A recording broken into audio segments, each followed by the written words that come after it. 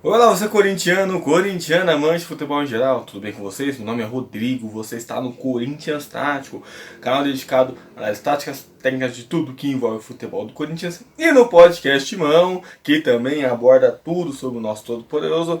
Para hoje a gente falar sobre a final do Campeonato Paulista de 2003. No meio não quer dizer que bateu mal. Vamos ver. Lá vai Rogério, Rogério no gol. Partiu Rogério, pé direito, bateu. Gol!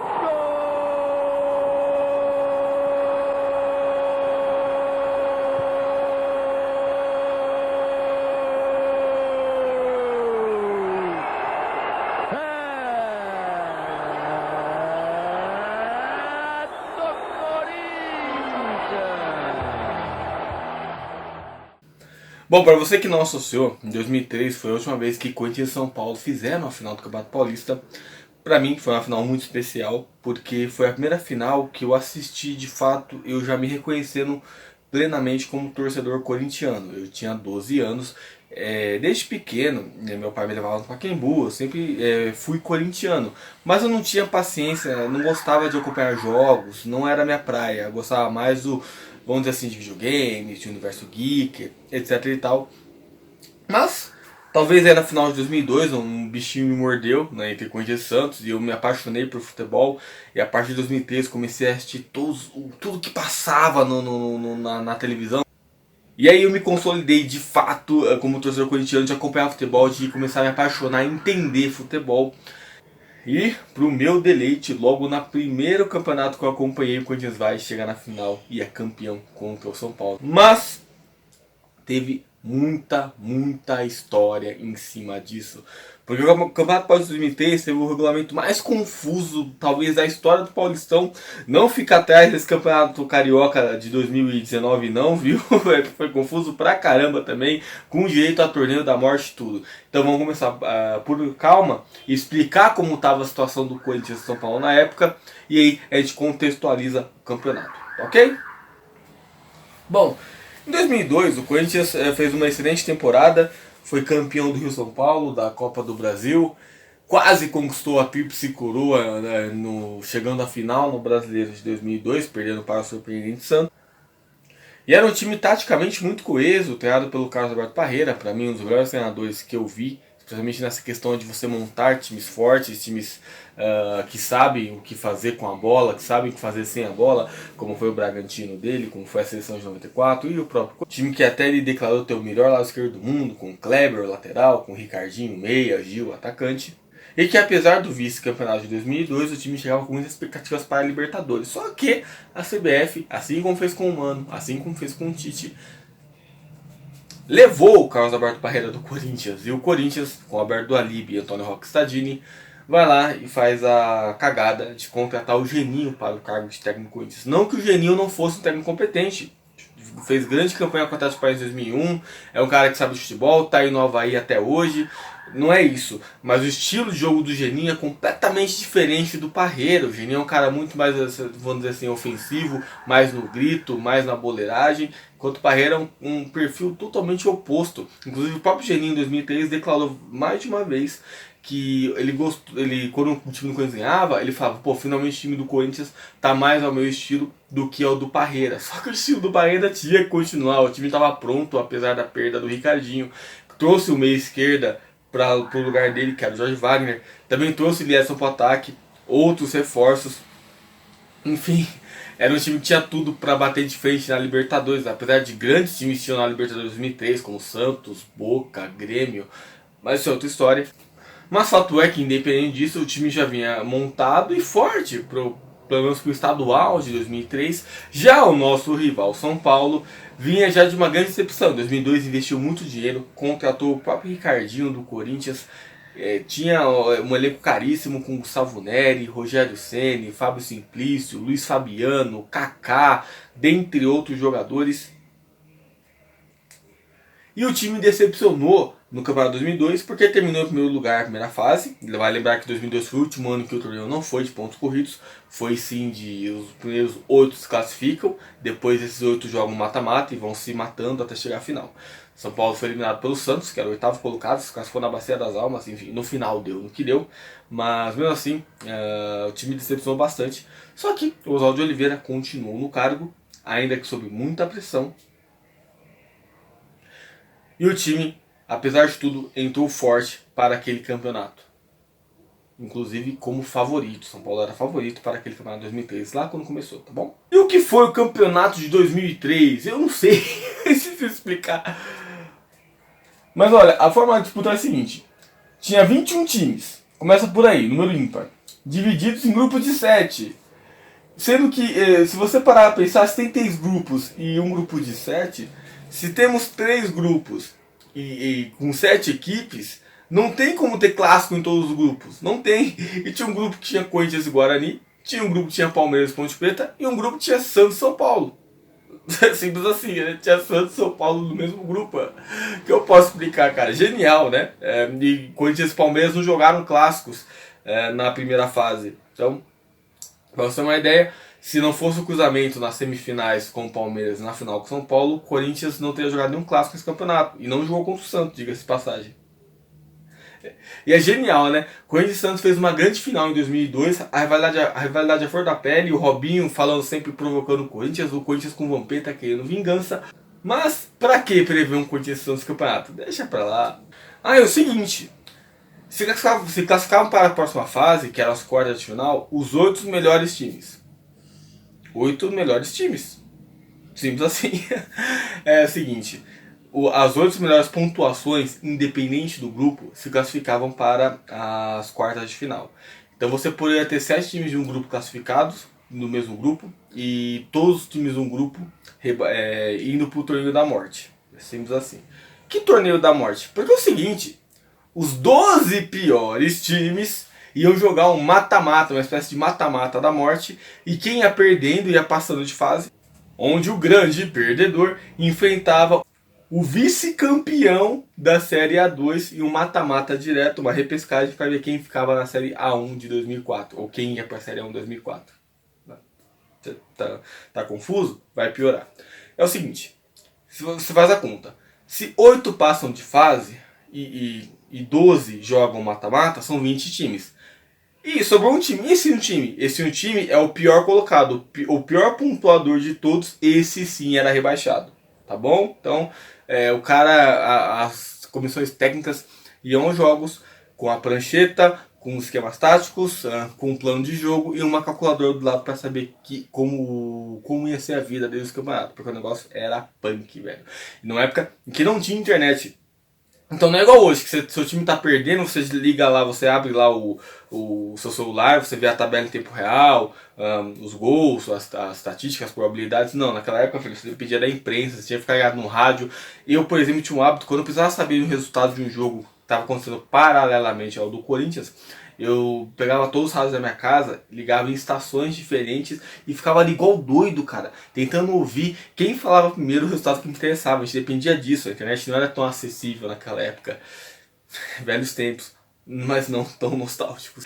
E só a título de curiosidade, o Oeste foi campeão da Série A2 de 2003, subiu para a Série A1 em 2004. O Atlético Sorocaba foi vice-campeão, disputou com o Botafogo de Ribeirão Preto esse mata-mata da morte, com o Botafogo de Ribeirão Preto, que tinha vantagem de empate, fazer o segundo jogo em Ribeirão Preto, tá bom? Por que dar vantagem pro time que tá subindo, né? Não, vamos dar vantagem pro pior time.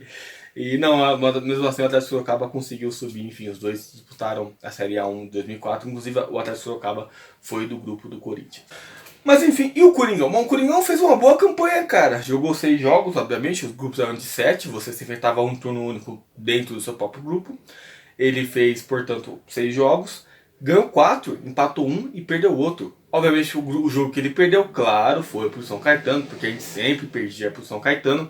Mas o time até que foi bem, time consistente, coeso, e saiu contra o Marília, vencendo por 2-0, inclusive com o gol do David. Se eu não me engano, foi a última partida do David com a camisa do Corinthians, logo depois foi pro Cruzeiro, mas aí já tinha o Liedson para substituí-lo, também o Leandro estava bem naquele ano, o Leandro que depois fez sucesso no próprio São Paulo.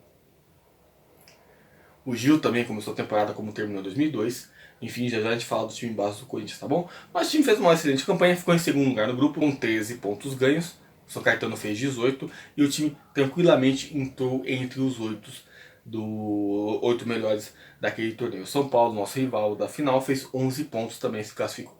E voltamos às bizarrices daquele torneio. Como que decide a chave agora? A melhor campanha enfrenta a pior campanha, a segunda melhor campanha enfrenta a sétima campanha, e assim vai, não é? Não, pra que isso? Pra que facilitar se a gente pode complicar, né, federação? Foi sorteio. Sorteio. E é o seguinte, amigo. O sorteio era livre. Então, a melhor campanha, que era do São Caetano, com 18 pontos, poderia enfrentar a segunda melhor campanha logo nas quartas de final, que é a da Portuguesa Santista, com 16 pontos. Sim, São Caetano e Portuguesa Santista fizeram as melhores campanhas daquele campeonato. Enfim, bizarrice tá no campo, mas tá bom. Fazer o que, né? Eu tô só relatando os fatos, viu? Que eu não tô inventando nada, gente. Tanto que o Corinthians enfrentou nas quartas de final a União Barbarense. A quarta de final era jogo único, com mando do time de melhor campanha e mais a vantagem no empate. Podia aproveitar e colocava o juiz, né? Que juiz que é corintiano? O Paulo César? Paulo César, eu sei que vai apitar o clássico e qualquer coisa, dúvida, pró-Corinthians, tá bom? Pronto, só faltava fazer isso, porque, porra, melhor campanha, vantagem de estádio, vantagem do empate, quer mais o quê? Passa logo de fase, mas enfim. E olha que bizarrice, mais uma. O Corinthians fez 16 pontos. A União Barbarense também fez 16 pontos. Só 2 gols de saldo separavam o Corinthians da União Barbarense.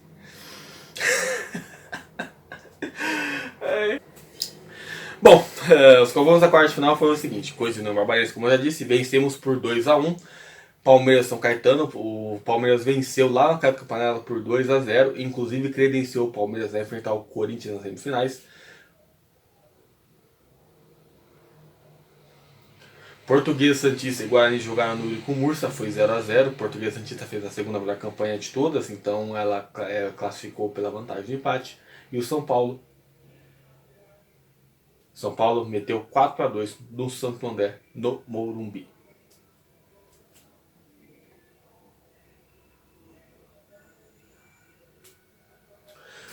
Vale lembrar que o Santos não passou de fase, tá bom? O Santos de Diego, Robinho, Elano, tal, não passou de fase.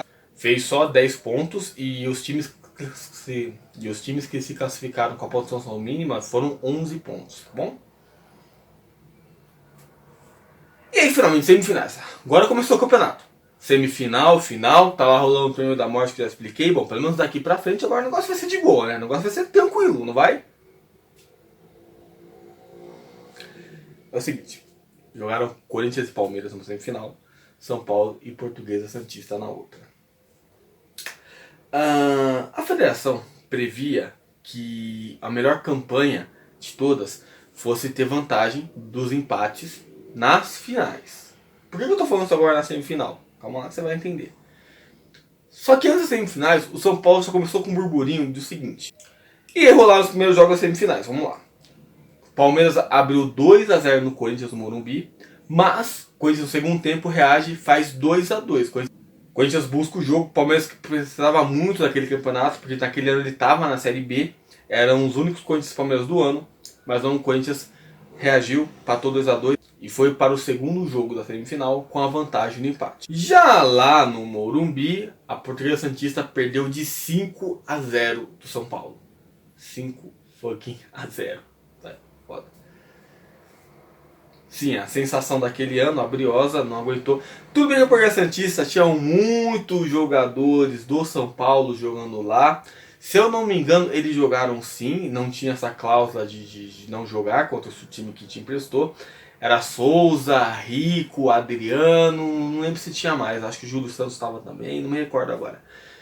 Mas teve um burburinho na época, eles não se esforçaram bastante, enfim, mas isso acabou morrendo por aí. O fato é que todos eles jogaram o brasileiro pelo São Paulo logo depois, tá bom? No mesmo ano. E no jogo da volta, o São Paulo venceu com tranquilidade de novo por 1-0 lá na Vila Belmiro. De novo, classificou bem.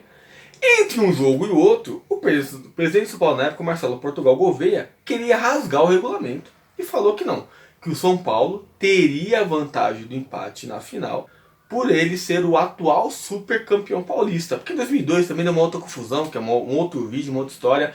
Não teve os campeonatos regionais, pelo menos os principais. E aí o Ituano foi campeão paulista, num torneio que só teve jogador exterior. Aí depois ele jogou com o São Paulo, por algum motivo, no super campeonato paulista. E o São Paulo foi campeão. E deveria ter sido o Corinthians, que era o atual campeão paulista lá do ano passado, 2001. E campeão do São Paulo daquele ano. Mas enfim, quem sabe um dia eu pesquiso essa história direitinho e trago pra vocês. Mas vamos focar aqui em 2003. Essa é a versão que surgiu na época, tá bom? Mas parece que foi só uma manobra do Marcelo Portugal Gouveia mesmo pro time dele ter a vantagem de parte na final. Ele brigou, teve outras versões, enfim. Fica aí a seu critério para pesquisar. Obviamente que o Corinthians rejeitou essa ideia, que iria valer o regulamento, falou que não. A vantagem do empate é minha. Ainda que você somasse os pontos, mesmo nas quartas de final e semifinal, o Corinthians ainda teria vantagem sobre o São Paulo. Até porque na segunda partida contra o Palmeiras, vencemos por 4-2. Fizemos 3-0 em 15 minutos. Que delícia, eu lembro daquele jogo perfeitamente. Enfim, gol do Gil. Teve gol do Rogério de pênalti, teve gol do Lierson, teve gol contra se eu não me engano, do Fabrício. O Munhoz fez um gol pro Palmeiras também, enfim. Mas vencemos, cara. Arregaçamos os caras 4-2. E pouco tempo depois o Palmeiras tomou de 7 do Vitória, entrou numa crise infernal na Série B, enfim. Da hora. E ficou essa briga entre Corinthians e São Paulo. De quem ia mandar o quê, como é que ia fazer o negócio, quem ia ter a vontade do empate. E a federação... a primeiro momento deu razão ao São Paulo, depois, a um segundo momento, deu razão ao Corinthians e o negócio foi para a justiça. E provavelmente não foi resolvido até hoje. Até porque o negócio foi resolvido no campo. Mas a gente teria uma cena da seguinte: se Corinthians e São Paulo empatassem as duas partidas da final, os dois times iam comemorar ao estilo Botafogo e Vasco fizeram uma vez. Acho que em 90 ou 91, não lembro agora, mas teve um ano que os dois empataram e teve uma confusão parecida com essa. E o Botafogo deu uma volta olímpica com a taça do campeão carioca e o Vasco deu uma volta olímpica com uma caravela, né, um negócio do tipo. Fato é que essa é uma confusão do caramba se terminasse empatando. Mas chegou ao final. O primeiro indício de confusão é o seguinte: a federação marcou os jogos da seguinte maneira: Corinthians mandante no primeiro jogo e São Paulo mandante no segundo. Tanto é que o Corinthians veste branco no primeiro jogo e no segundo jogo veste preto. Já foi um indício de confusão de que realmente se empatasse ia dar BO, o São Paulo ia acabar levando o título injustamente porque rasgou o regulamento, né? Ok. 46 mil pessoas no Morumbi, né? Porque era meio a meio. O Corinthians entrou em campo com Doni, Rogério, Fábio Luciano, Anderson e Kleber, Fabinho, Vampeta, Jorge Wagner, Leandro, Liedson e Gil, treinado, como já disse, pelo Geninho. Então São Paulo vai campo com Rogério Ceni, Júlio Batista, Gian e Gustavo Neri, Fabiano, Maldonado, Fábio Simplício, Ricardinho e Kaká, Reinaldo e Luiz Fabiano, treinado pelo Oswaldo Oliveira, que era mais um dos patamares, né, dos atrativos do jogo. Como que o Oswaldo Oliveira ia reagir contra o Corinthians. Ele que em 2000, pelo Vasco, jogou contra o Corinthians. Ele abraçou todo mundo, se emocionou e tal. E o Eurico Miranda não gostou nada disso. Foi o começo do fim do Oswaldo Oliveira, para uma demissão muito polêmica que ele teve no Vasco da Gama naquele ano. E agora, será que 3 anos depois ele reagiu da mesma forma? Enfim. Você viu que o São Paulo tinha um excelente time nas mãos, como eu já coloquei aqui pra você. Era um 3-5-2 meio fajuto, com o Júlio Batista fazendo a zaga pela direita, o Gustavo Neri fazendo a zaga pela esquerda, mas muitas vezes o Maldonado recuava como zagueiro, e aí liberava os dois laterais. O Júlio Batista como lateral, se vocês se lembram, tinha muita força física. O talento do Kaká e do Ricardinho, o Kaká puxando as jogadas, o Ricardinho trabalhando mais a bola, o Fábio Simplício também é um volante que chega bem, marcava, Reinaldo e Fabiano, dois goleadores. Era um time no papel excelente, talvez o melhor do Brasil naquela época, mas nunca fez jus. Pelo menos até então, tá? No final de 2013 o Paulo até consegue uma vaga para Libertadores, outra história também. E numa partida pra lá de equilibrada, o Corinthians abre o placar aos 29 minutos com o Rogério de pênalti. Só que logo depois, o Fabiano já empata a partida. Aos 23 de cabeça, Fábio Luciano, impedido, faz 2-1 pro Corinthians. Reinaldo, 7 minutos depois, empata pro São Paulo de novo. E quando tudo parecia que ia acabar desse jeito mesmo, 2-2, e a confusão aumentando ainda mais pela questão do empate, enfim, o Gil vai e faz isso.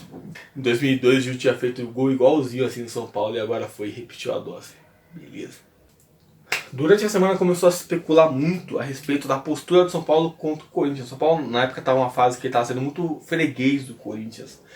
Em 2002 ele perde a semifinal da Copa do Brasil com o Corinthians, perde a final do Rio São Paulo para o Corinthians praticamente nas mesmas semanas ali, uma seguida da outra. No Brasileiro, o São Paulo classifica em primeiro, mas não ganha do Corinthians e é eliminado nas quartas de final. O Corinthians vai até a final. E agora em 2003 o São Paulo vai e perde o primeiro jogo. É uma fase até parecida com o São Paulo vive mais ou menos agora aí com o Corinthians. Pelo menos em Itaquera vem perdendo bastante ou sendo eliminado frequentemente. É até uma curiosidade, a última vez que o São Paulo eliminou o Corinthians de um mata-mata, ou ganhou do Corinthians um mata-mata de final, que seja, foi na semifinal do Paulista de 2000, em que o Corinthians jogou o time reserva porque estava focado na Libertadores, ok? Só isso que eu tenho para dizer. Desde então, o São Paulo não ganhou mais nenhum mata-mata com o Corinthians. Ok, entre 2005 e 2008, o São Paulo viveu uma puta fase e tal, não cabe aqui dizer. E o Corinthians não conseguiu entrar em mata-mata junto com o São Paulo ali, mas sempre que se tombaram, deu timão. Enfim, chegou o que interessa, o segundo jogo, Corinthians e São Paulo. Ou São Paulo e Corinthians, igual a federação marcou. Morumbi de novo. Agora 71 mil pessoas, Morumbi meio a meio. Oswaldo de Oliveira faz mudanças para a final, surpreende o Corinthians com Rogério Ceni, Gabriel no lateral direito, Júlio Santos, Jean na zaga, Fabiano no lateral esquerdo, Júlio Batista e Fábio Simples fazendo a volância, os dois saindo muito e marcando bastante. Ricardinho e Reinaldo na armação, Itamar e Fabiano no ataque. Ou seja, é um esquema bem diferente que o Oswaldo trabalhou toda a semana para tentar atrapar o Corinthians, dar um nó tático no Geninho. E o Corinthians veio com a base de sempre. Só mudou o Leandro, que o seu lugar foi substituído pelo Fumagalli, porque o Leandro estava suspenso para o segundo jogo, ok? E aí, prevaleceu o entrosamento do Corinthians e o nervosismo do São Paulo. Além, claro, da tática mudada, o São Paulo não conseguiu fazer valer essas mudanças, essas ideias do Oswaldo. Não foi assim. Só que a partida não foi tão fácil, ok? Vamos lá, tintim por tintim. Aos 21 do primeiro tempo, Ledson faz 1-0 para o Corinthians, ou seja, abriu uma vantagem de 2 gols para o clube. E aos 47 do primeiro tempo, Jorge Wagner vai lá e mete o segundo, 2-0. Eu percebi a tranquilidade. Eu lembro que no intervalo desse jogo, eu fui tomar um refrigerante, acho que fui na padaria ou no mercado mineiro, fui tranquilão, sabe? Nem me importei em voltar logo pro segundo tempo, porque eu sabia que esse campeão ia ser sossegado e tal, mas foi aí que eu aprendi o que é ser corintiano. De repente, aos 4 do segundo tempo, o Fabiano faz 2-1 pro São Paulo. E o São Paulo parecia outro time, gente. Veio babando pra cima do Corinthians. No comecinho da partida, teve uma treta generalizada ali. O Kleber, lateral esquerdo, foi expulso. E o Reinaldo foi expulso pelo São Paulo, que deixou o jogo muito aberto. E, obviamente, cansou mais os jogadores. E parece que nessa questão física, o São Paulo conseguiu se impor melhor no segundo tempo. O Corinthians morreu, não conseguia mais jogar. São Paulo, o Doni pegando tudo, São Paulo arregaçando o Corinthians. E aos 17 do segundo tempo, Fabiano vai e empata o jogo numa bola desviada que bate na cabeça, se não me engano, do Anderson, encobre o Doni. Igual àquela partida, o São Paulo fica a um gol de ser campeão, talvez, de gerar toda uma confusão nos tribunais, enfim, mas ninguém queria aquilo. Mas depois de suportar muita pressão, Jorge Wagner sela a partida. Um grande lançamento do Vampeta, uma ajeitada genial do Ledson. Até o Rogério Ceni se machuca nesse lance, ele se choca com a trave. Quando ele jogou com o Roger na lateral esquerda depois. A Fumagalli praticamente jogou essa final, porque teve a treta no começo que eu já falei. Então com o Kleber expulso, o Geninho tira o Fumagalli, coloca o Roger, um inexperiente lateral na época. E pro lugar do Reinaldo não entrou ninguém, né? Mas o Itamar fez aquela função de meia, atacante, enfim, o São Paulo se adaptou melhor a isso no segundo tempo. O Oswaldo reorganizou o time e aí sim fez valer o prestígio que ele tinha na época. Bom dizer que mais pra frente no jogo o Fábio Simplício também foi expulso. Agora aqui mais bizarrice que eu tenho que compartilhar com você. Foi o último título do Corinthians em muito tempo, depois só foi ser campeão em 2005, e aí em 2005 só foi ser campeão em 2009, então meio que sabia o hiato depois disso. Foi o fim daquela geração de 2001, 2002, 2003, pós 99 2000, né? 98, 99, melhor dizendo. E o último título paulista antes dessa era, pós-Ronaldo, que a gente vive até hoje. Vale lembrar também que nesse campeonato teve uma confusão sobre as televisões, cara. As TVs do SBT e a Globo brigaram pau a pau pelo direito de transmissão do campeonato.